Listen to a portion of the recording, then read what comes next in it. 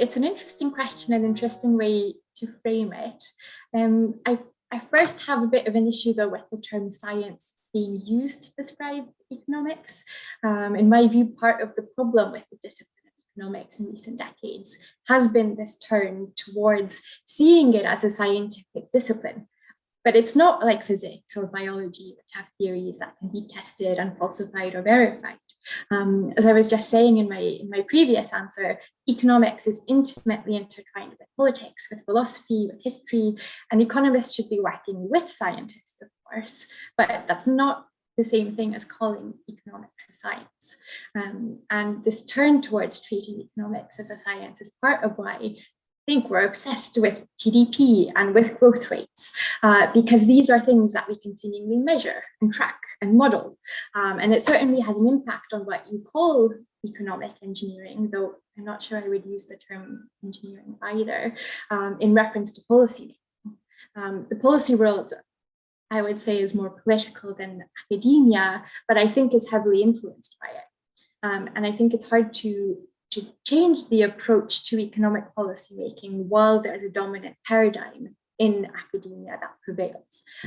And so, for example, we have the Beyond GDP movement, which has been embraced for over a decade now, I would say, by the OECD and by the European Commission, the World Economic Forum, and all sorts of other institutions have talked about it. But to me, it's hard to see how any of these new indicators that are perhaps more encompassing of the social and environmental also factors are actually really being used to guide economic policy decisions, which ultimately are being driven largely by GDP and growth rates.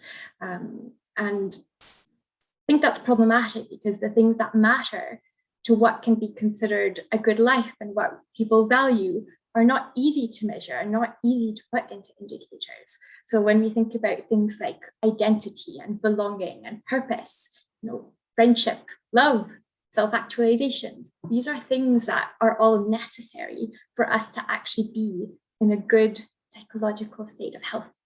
And psychological health is also one of those main domains of human functioning, which would be part of a much more holistic framework about what is prosperity.